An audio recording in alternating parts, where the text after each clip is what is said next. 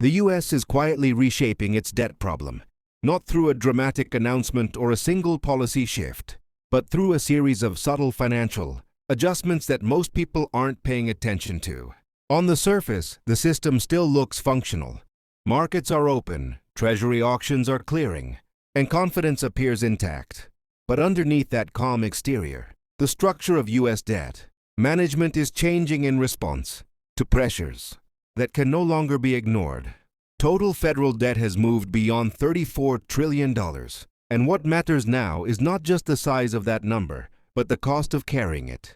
With policy rates held in the 5.25%, 5.50% range by the Federal Reserve, the interest expense on government borrowing has risen sharply. Annual net interest costs are now approaching levels comparable to major federal programs, a shift that quietly tightens fiscal flexibility. In response, the U.S. Treasury has begun adjusting how it borrows rather than how much it borrows, tilting issuance toward shorter-dated bills, increasing rollover frequency, and relying more heavily on markets that can absorb supply quickly. This approach reduces immediate interest burden but increases long-term sensitivity to rates, effectively trading duration risk for time. At the same time, inflation, while lower than its peak, continues to erode the real value of outstanding debt, acting as a silent restructuring mechanism.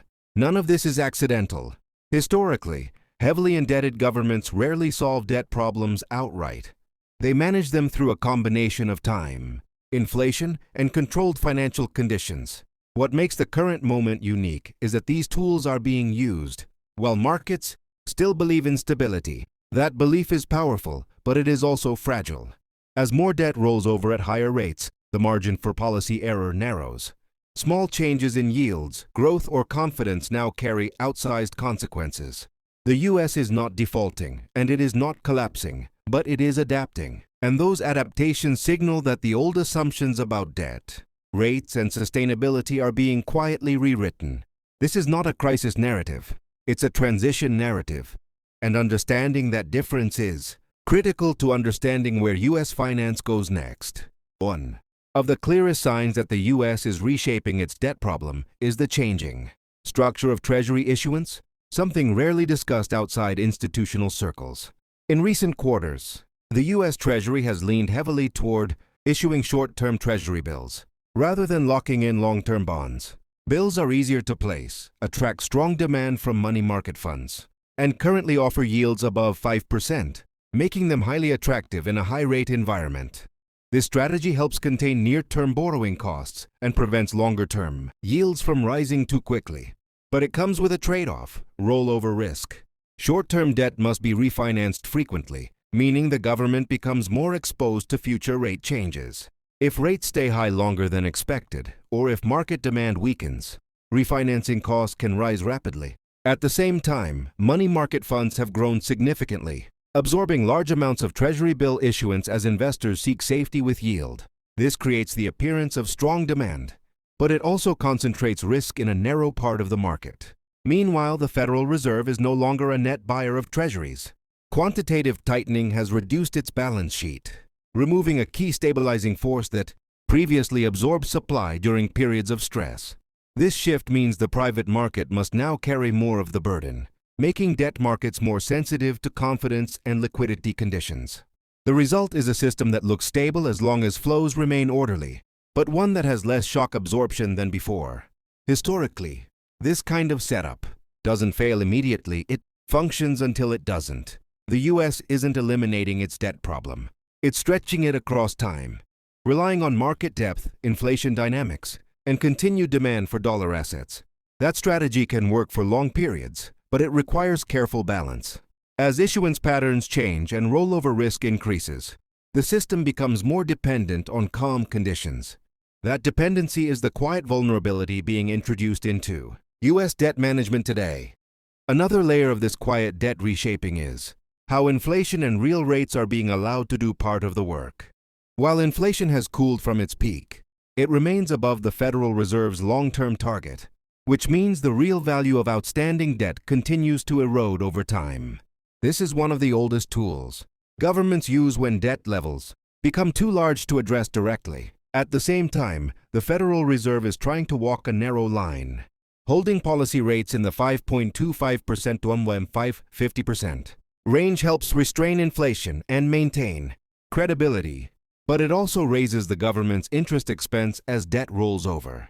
That tension explains why policy messaging has become so cautious.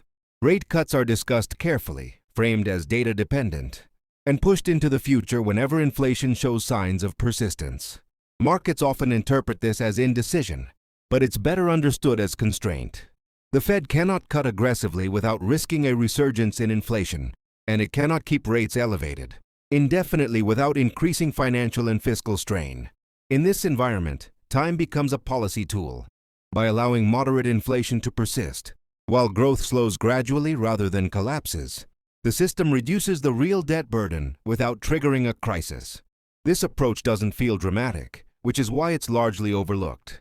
But over multiple years, even a few percentage points of inflation make a meaningful difference when applied to tens of trillions of dollars in obligations. The risk, of course, is control. If inflation falls too quickly, the debt burden becomes heavier in real terms. If it reaccelerates, credibility erodes and rates may need to stay higher for longer. The U.S. is not choosing an easy path, it's choosing a narrow one. And navigating that path successfully depends on keeping expectations anchored while allowing slow, controlled adjustment. That balance is difficult to maintain, and history suggests it rarely stays stable forever. This quiet reshaping of the debt problem also explains why financial repression is slowly returning, even if it's rarely called that by name. Financial repression doesn't mean capital controls or explicit limits. It means structuring the system so that savings are encouraged, sometimes nudged, into funding government liabilities under conditions that limit alternatives. We're already seeing pieces of this in place. Regulatory frameworks continue to favor treasuries as high-quality liquid assets. Banks are incentivized to hold government debt for balance sheet stability, and pension funds and insurers remain structurally tied to long-duration government securities. At the same time, households are being offered attractive yields in money, market funds, and short-term instruments that ultimately recycle capital back into Treasury financing. None of this requires mandates. It works through design. The U.S. Treasury benefits from deep, reliable demand, while the Federal Reserve maintains tighter policy without immediately destabilizing funding markets. The cost of this arrangement shows up elsewhere: reduced risk-taking, slower credit growth, and a financial system that prioritizes stability over expansion. From a macro perspective, this is a deliberate trade-off. When debt is high, growth becomes harder to generate organically, so managing liabilities becomes more important than maximizing upside. The danger is that repression works best when confidence is high and alternatives feel risky. If that confidence fades, if investors begin to demand higher compensation for duration, risk, or question long-term fiscal discipline, the system must adjust quickly. That adjustment can be abrupt. For now, the strategy is holding. Yields are elevated but orderly, auctions clear, and capital continues to flow. But the longer this structure remains in place, the more sensitive it becomes to shifts in sentiment.